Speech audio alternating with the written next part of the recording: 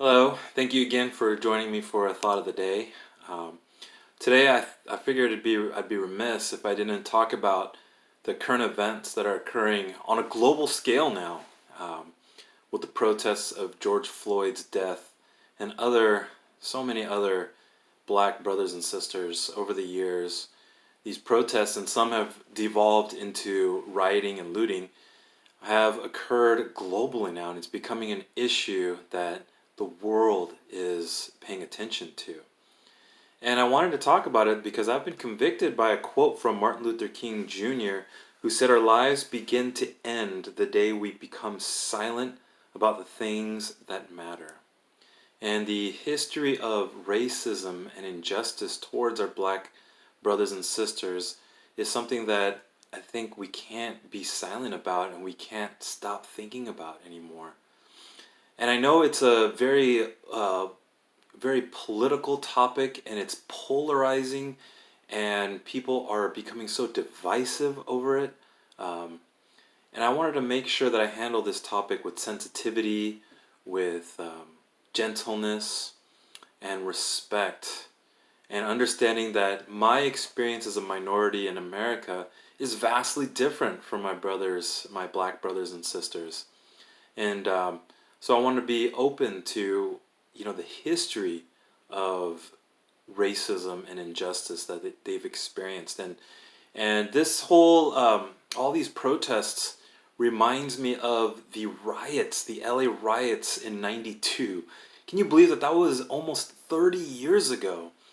And we had the community, the black community, uh, protesting and rioting over similar issues that we're experiencing today. And I'm sure you guys can recall the video of Rodney King and just the whole community of civil unrest that they were feeling at the time. And it hits home to me too because, as a Korean American, feeling that divide even between Korean Americans and African Americans because of the whole incidences down in Koreatown, and that creating a lasting impact on me too.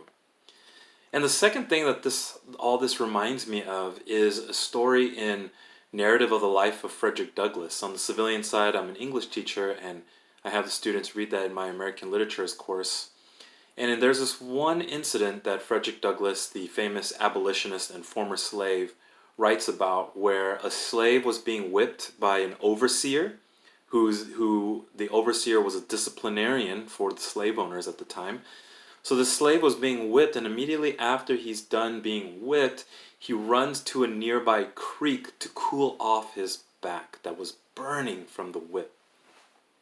And this overseer threatens the slave to get out of the creek, or else he pulls out a musket and says, "I'll shoot you." The slave doesn't come out, and after a while, the overseer shoots him in the head and kills him.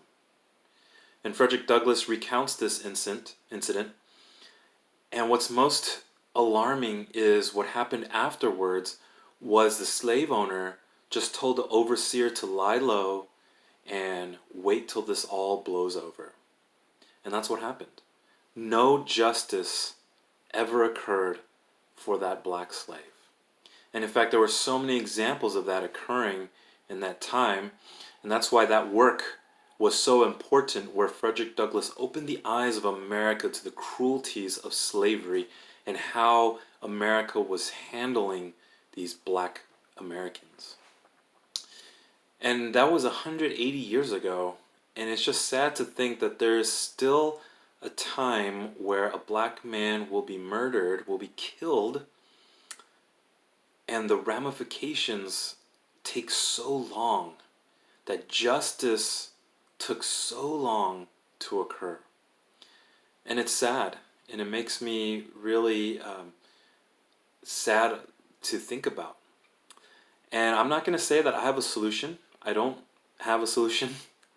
I feel like it's a problem that's bigger than what I can come up with. But I can offer three suggestions. The first is we need to be listening.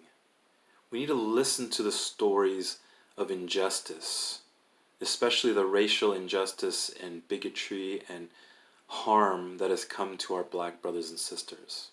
And after we've listened to those stories, we need to learn. We need to educate ourselves.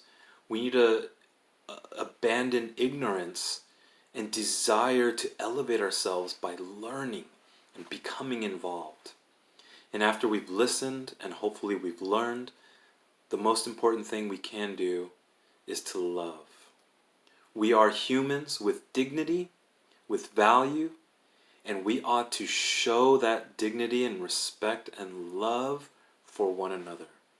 It's like what Maya Angelou once said, the famous poet and author. She said, "We need joy as we need air.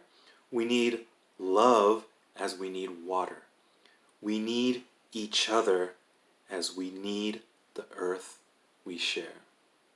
So amidst of all this civil unrest, my hopes and prayers for all of us is that we would see our fellow human as people worthy of dignity and respect, and we would give each other that due dignity that we all deserve.